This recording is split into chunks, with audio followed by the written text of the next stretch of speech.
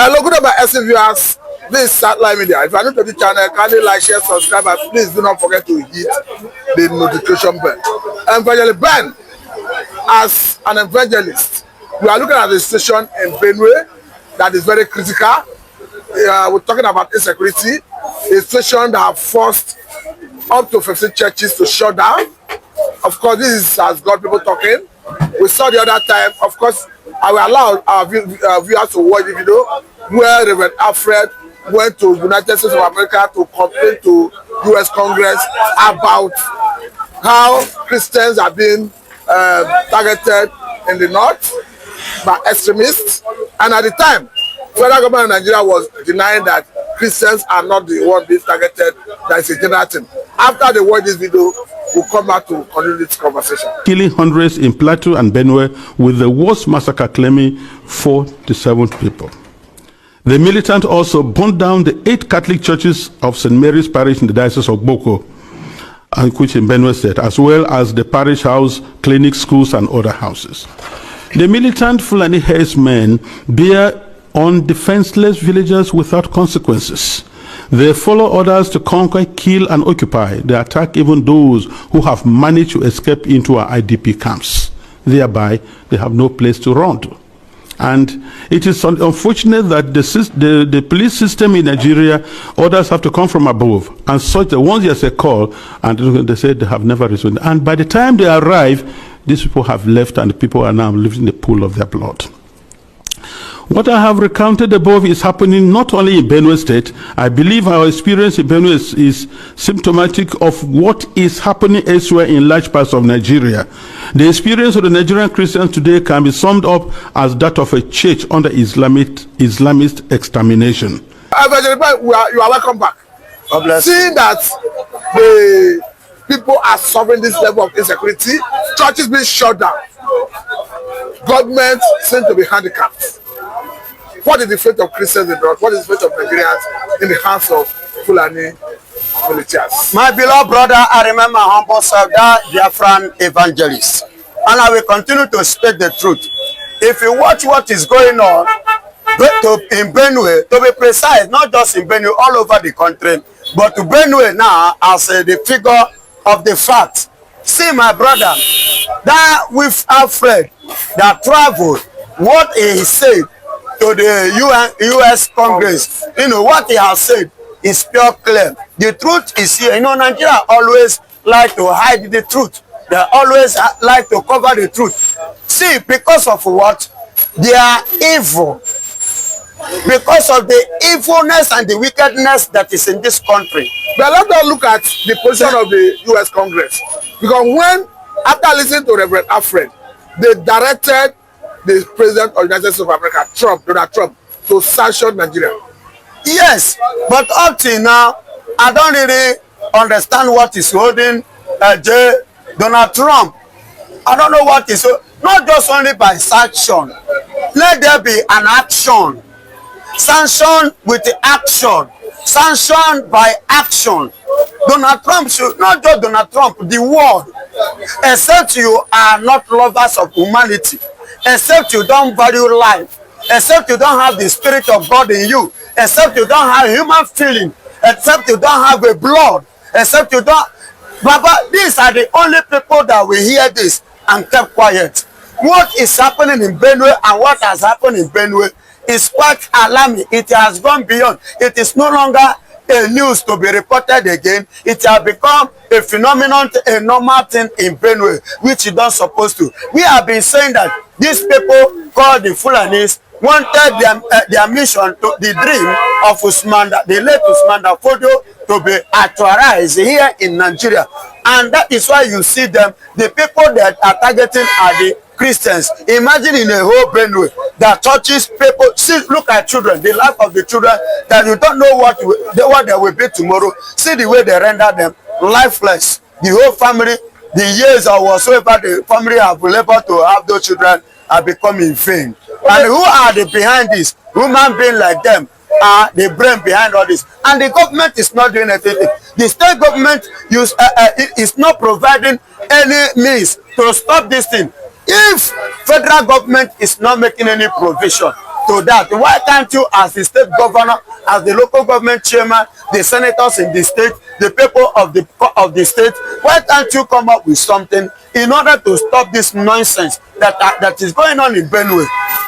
You understand? See, my brother is becoming too obvious. Though I didn't come from Benue, but I am not happy because I believe that those lives that have been taken, those children that have been by, they are human beings, and moreover, they are Christians. And because they are Christians, see churches too being shut down in a country like this. And is it only Muslims that should be allowed, you know, to have their freedom here in this country? And if that should be the case, that means what I earlier said and what I've been saying since, that Nigeria is an Islamic country, and not just an Islamic country, but a jihadist nation.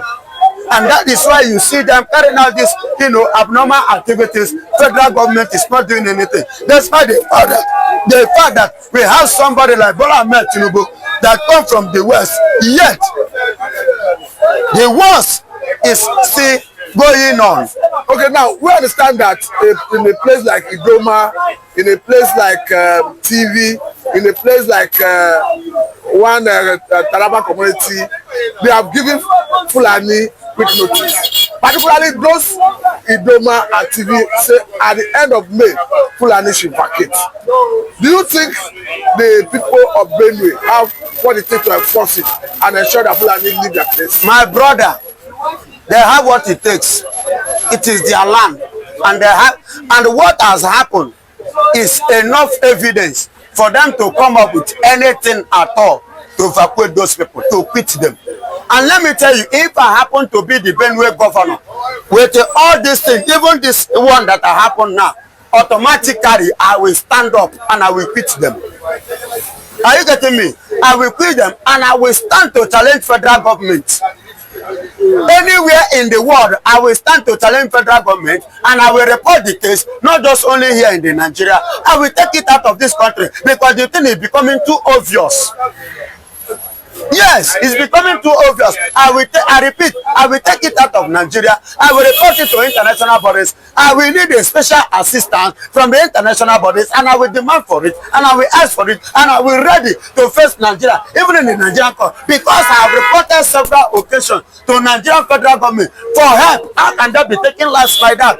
Lives that they cannot create. Okay, now let us look at it from this angle, because James Hacker, the Air Force commander of America, of Europe and Africa, made it very clear that they were going to be targeting terrorists in Africa. I know that Nigeria, when you talk about terrorism, you have Boko Haram, you have ISWAP, you have please don't waste time. Fulani Militias. Please don't waste time. Please don't waste time. Don't just say it. Come and act. If you know anything you can do to help Nigeria, please come. Don't just talk. Act. I need action. I don't believe in talking, I believe in action. So you are in support of US, America come here not just only them. But not just only America, but to Russia, all over the world, both Korea, all of you should come, because the thing has superseded the ability of Nigeria. Nigerian government, including the incumbent government, doesn't have a say again. They cannot do anything again. They don't have anything to offer again. If you people, America and the rest, the whole world have any help, please, even within Africa here, let them join hands to come and help Nigeria. Because if this jihadist has automatically overrun Nigeria, so including the presidency. So we are support of America come here to bomb terrorists. Bomb anything, bombable. Kill, destroy anything destroyable for peace to reign. The Christians, all the Christian countries, the Christian nations, Israel, you people should wake up. Your brothers are dying daily here in Nigeria. They are killing, they are taking lives every day by day in Nigeria. You people should rise up. Christianity and the children of God must not be utterly wiped out, especially in this country called Nigeria. You people should rise up and help. Anyhow you can help, please, we need your help. I am calling on international men to now, international bodies, please, I use the name of our Lord Jesus Christ. You people should come and help the Christians, the fellow brothers, in the axis of Nigeria. Now let us take it from this angle again, because there is a military personnel that retired from the intelligence arm of the military who have made it very clear that there are some people, of course, that sponsors of terrorism in Nigeria. Their aim ultimately is to Islamize Nigeria. And he said that at the time when they interrogated some persons who were arrested, that they made it clear that some persons who are involved in this sponsorship, as at the time of Buhari, some of them, according to him, were already governors. Do you think Nigeria is safe in this? Nigeria is not safe. I've been saying it. And Nigeria can never be safe, because I've been saying this thing before now. See, a prophet is not by coming. When you speak, you will see it. I've been telling you people, not just only in this platform, that the people behind the insecurity in Nigeria are Nigerian politicians. Those herdsmen you are seeing, how many cows did they used to carry up and down? And how much is the price of each cow? Calculate it together. Then how much is AK-47 and AK-49? How much are they selling it? Then how much is the price of a bullet? Then by the time you check all these things, you will discover that these people are not selling their cow to buy arms. They have sponsors somewhere. People that are stealing our money, taking our money, and doing what? Using it to work against us. You understand? And those people are Nigerian politicians. So let the Nigerian politicians be seriously checkmated. And if there should be, look into, you will discover that out of 36 or 37 states in Nigeria, almost 27 to 30 of them, governors, are involved in this thing that is happening in Nigeria. And that is why these people, these criminals, these jihadists have enough bullet to waste. They have enough gun to handle. Okay, let us take you to another angle. Thank you very much for attending this. Thank you for coming live on this platform. Currently now, we are seeing that a lot of things are happening in the country, and especially when it comes to Fulani herdsmen, or Fulani as a tribe in Nigeria. They are insisting that southern Nigeria and Nigeria must surely collapse, and they will take over. Thank you for having me. I must tell you that the Fulani incursion have not stopped. Looking at what is happening currently, it looks as if the Fulani globally have decided to converge in Nigeria, because what we hitherto here in the north is now with us in the south. And if I must tell you, I will tell you that the Hausas were not circumspect enough, they were not careful enough, but allowing the Fulani to infiltrate into their ranks. And currently, they are taking over every leadership space in the north, taking over every traditional rulership place in the north, taking over all the political class leadership in the north. Now, their next target is the southern part of the country. That is where everybody must come together and unite against this evil.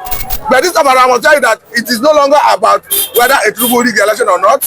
I think the whole south should be ready, as long as the Tinubu is ready to summon the courage that is needed to confront the Fulani. I think everybody needs to come together to support it, to crush these bandits. And we understand that someone like Ajayi, the current Director General of DSS, made it very clear the other day that the communities are needed in this fight. Of course, he made it clear that the communities should be the first line of defense when invasion occurs. And if you look at the Fulani, these are people who came into Nigeria in sometime 14th, 15th century. Around 19th century, of course, they successfully established a caliphate in Sokoto, which is equally seen as Fulani empire. But the problem is, how did Hausa allow this people to take over every leadership position in the north, to the point that it becomes a problem to even ask them to go? If you look at Senegambia, like Senegal and Gambia, where they originally came from, you understand that this people mean business with Nigeria. Because in Senegal, for instance, their population there is just 5.something million. Whereas in Nigeria here, they are already 15.something million. In Gambia, they are just about 420,000. So you begin to wonder, how do a people leave their ancestral home, travel miles away, and settle here in Nigeria? They are already a menace to the society.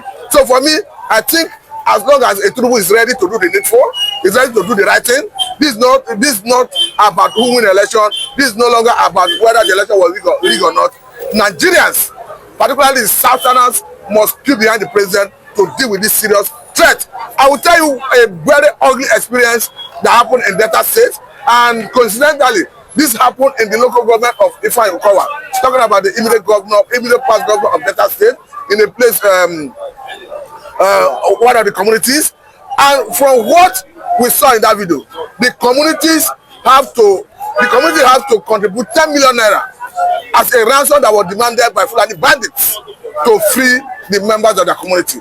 And according to them, the reason they decided to even go into that contribution is that when a similar thing happened in the past, perhaps they were food dragging, the bandits killed their village members.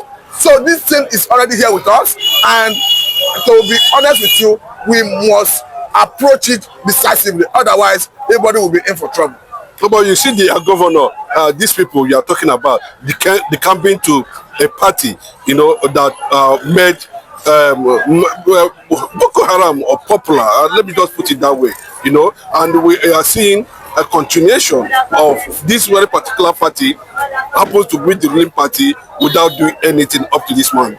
But the political leaders are moving toward that direction. What does this actually portend? Just like what we saw in Imo State, where Mazi Nnamdi Kanu make it very clearly in the court there that Hope Uzodinma was behind the infiltration of Fulani in the eastern part of the country. I will tell you that the reason you see governors jumping from PDP to APC is simply because of their pecuniary interests. It's not because of the interest of the masses.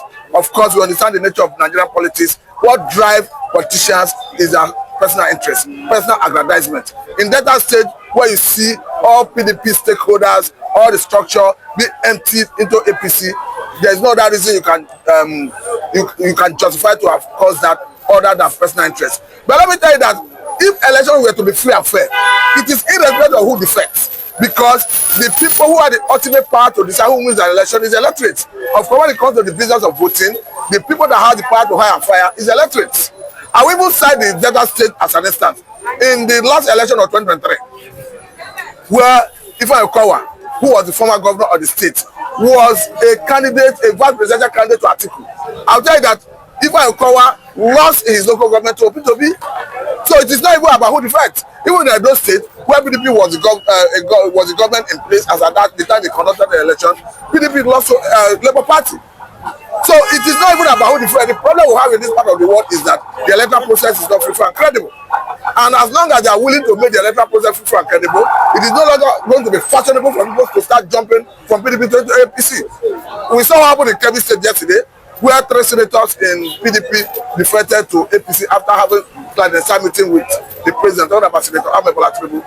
But it is another thing to say all these evil things, all these atrocities, all this way of the country sliding into this crisis of insecurity happened under the watch of APC, and you see people jumping into APC. It tells you that Nigeria's electoral system is not working. And that is where I blame it to be. I blame Atiku, I blame Kwankwaso, of course I blame all the major stakeholders in the opposition political parties. Because by now, we also have been seeing vigor, tenacity, action on the part of the likes of P2B, on the part of Atiku, on the part of Kwankwaso, to put pressure on INEC to amend the Electoral Act. Because remember that the Electoral Act, particularly the area that gives INEC the discretionary power to transmit election results, talking about section 82 of the Electoral Act, is the reason people contested the election result up to Supreme Court. But for me, I don't know why the likes of Obi, Atiku are for dragging. But as a way of going back to the subject of conversation, it is irrespective of whether a Tinubu won the election rightly or wrongly. Now, life is at stake. Life is sacrosanct. We don't have what it takes to create life. As we speak, Tinubu is the president and the commander of the armed forces. He has what he has been given. He has sworn an oath to protect life and property. To that extent, I think all the South must unite and support him to fight this menace. As long as he's showing the courage to do it. Because currently, I've not seen enough courage anyway. But I'm encouraged by the boldness of the director of DSS, talking about Ajayi, who made it very clear that the community should be armed to confront this evil. These are people who keep on saying almost similar thing on daily basis, yearly, government after government, era after era, and nothing has been done. I quite agree with you, but hence life is being lost, and we have a situation where people are yearning. Of course, if you look at what is happening, the major reason Nnamdi Kanu started his advocacy way back is not far from this, because Nnamdi Kanu was very emphatic about the killing of his people, talking about the Biafrans, the Igbos. And of course, we have seen how he has been arrested or rather abducted in Kenya, and that is why everybody is telling federal government, let us have Nnamdi Kanu out of this DSS custody. Because if you look at what is happening in the country, you begin to wonder, why should Nnamdi Kanu, who stands for justice, equity, and fairness, who stands for self-determination, and we all know that self-determination is a right, going by a Nigerian government that have subscribed to the UN Charter that talks about self-determination, why should it be languishing itself? Even after a court of appeal in Nigeria ruled that Nnamdi Kanu was extraordinary rendition for Kenya to Nigeria, was that not enough reason for Nigerian government to discontinue that case and allow the man to go?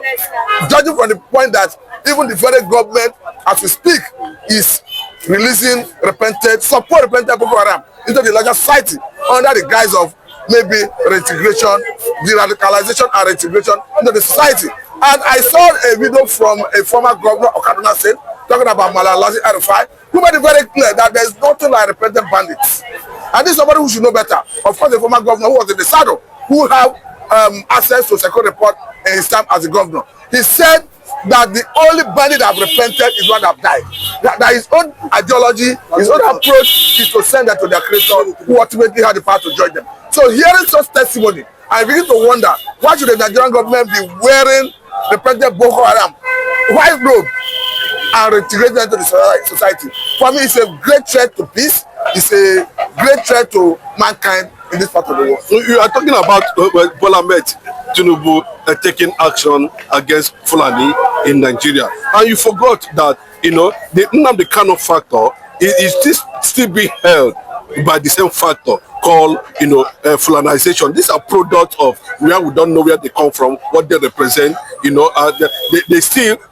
People still feel that Tinubu is in continuation with what the agenda is like. Do not release Nnamdi Kanu. And you can see Nnamdi Kanu is now facing trial from afresh. You cannot take away the fact that Nnamdi Kanu have drawn global attention. Nnamdi Kanu is already a world diplomat. It doesn't matter the opinion of anybody. You may like his face or you don't like his face. We are seeing you a working group on arbitrary detention, talking to the Nigerian government directly because of Nnamdi Kanu that he should be released, and that did not happen until we saw Court of Appeal in Nigeria giving that landmark victory, talking about extraordinary rendition. And the other time we clearly saw the foreign affairs minister from Russia, who made it very clear that going forward, Nigeria, the world, countries, UN, European Union should start respecting self-determination. And we understand that when we talk of self-determination globally, the first thing that comes to mind is the Nnamdi Kanu and Biafra. So it doesn't, and Nnamdi Kanu himself, that's why I call it salute his courage, because this is a man who has said that he's ready to remain in detention until there is an impartial judge to adjudicate his case with federal government. I think he has maintained that stand, and he has not been broken. All this while he has been in the DSS facility. Anytime you see him in court, you see that vigor, you see that energy, you see a man who is resolute in what he believes in. He made it very clear before the watchful eye of international media, local media, that he fight because it's his right to fight. And of course, nobody can come against that. Even if you look at all the charges against him, you will not see anything that has to do with self-determination. Because even the federal government of Nigeria know that Nnamdi Kanu have the right of self-determination.